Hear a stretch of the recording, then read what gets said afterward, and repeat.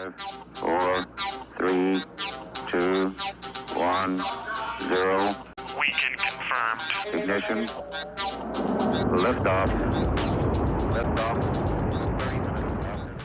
Greetings, interwebs. It's Jeff Cannata with 2 N's, 1 T with your question of the week. And this question comes from at Ness the Hero. He directed it right to me. I appreciate that, Ness the Hero. You are truly a hero. He says, at Jeff Cannata, what is your least favorite board game and how would you have improved it? I love that Ness the Hero is getting on board, which is my new catchphrase for people who are digging board games. But he asked about least favorite board games. Least favorite board games. Now, there are a lot of crappy board games. I'm the first to admit. There are a lot of awful board games. And, unfortunately, what a lot of people think of as board games fall into that category. I think the first thing that pops into people's head when you say board game is Monopoly. Not my favorite game. It's not terrible, but it's certainly not what I consider a designer board game in the sort of modern sense. And there are millions and millions of just really awful, simplistic, silly, stupid games. I'm not going to talk about any of those, although those would probably be my true least favorites.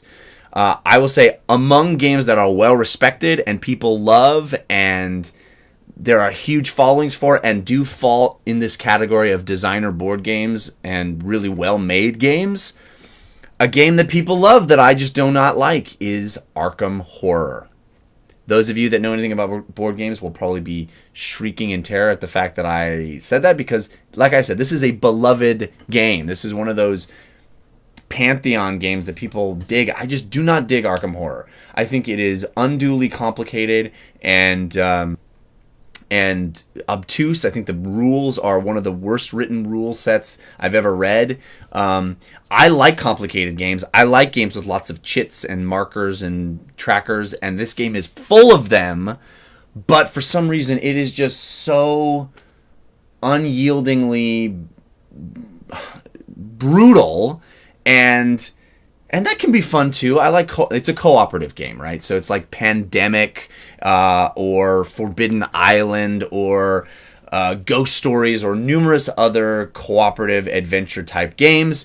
Arkham Horror, of course, set in the Cthulhu H.P. Lovecraft universe, but there's so many things to keep track of and so many ways to get off track and get thrown into the abyss and looking up the rules to what do I do at this moment. I just didn't care for it. I feel like it needed to be stripped down and really rethought, and the rules needed to be streamlined.